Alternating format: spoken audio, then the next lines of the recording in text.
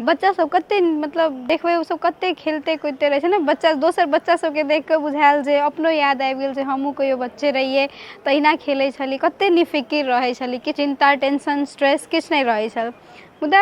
कते बच्चा सबके देखबै जे अहाँके बच्चेसँ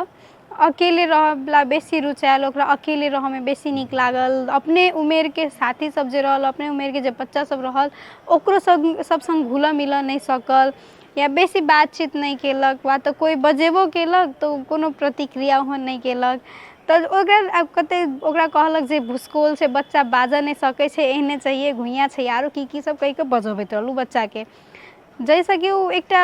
ओ बात करै तऽ ओ सब बच्चामे तऽ नहीं, लेकिन केओ केओ एहन बच्चा होइ छै जे ओकरा सबमे ई गुण सब देखल जाइ छै, ई सिम्टम सब देखल जाइ छै। मतलब ई बच्चा सब जे कि एकटा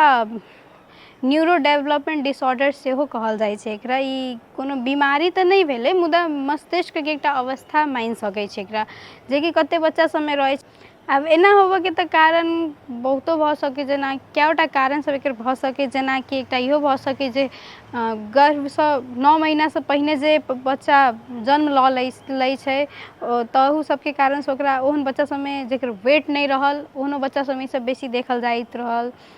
कतेके तऽ वंशाणुगत गुण सेहो रहै छै, सेहो भऽ सकैए।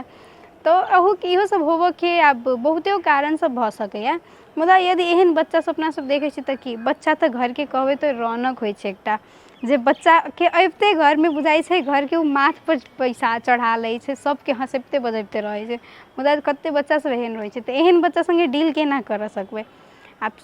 सबसँ बड़का रामबाण इलाज की होइ छै तऽ प्रेम, ई चीजसँ तऽ अहाँ ककरो मना सकै छी, ककरो अपन अथीमे आनि सकै छियै। तऽ उहे बच्चाके ओ बस ओकरा कनि आत्मविश्वासके कमी रहै छै ओहन ओहन बच्चा सबमे, तऽ ओकरा ओ आत्मविश्वास जे बढ़ेबै, ओकरा जो दोसर दोसर चीज सबमे लगेबै, ओकरासँ बातचीत करबै, ओकरा प्रेम देखेबै,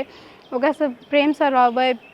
दोसर बच्चा सब संगे खेलऽ लेल सिखेबै। आ यदि ओ नहीं खेलै छै तऽ ओकरा दोसर दोसर जेना चित्रकला सब भऽ गेलै, पेंटिंग सब करऽके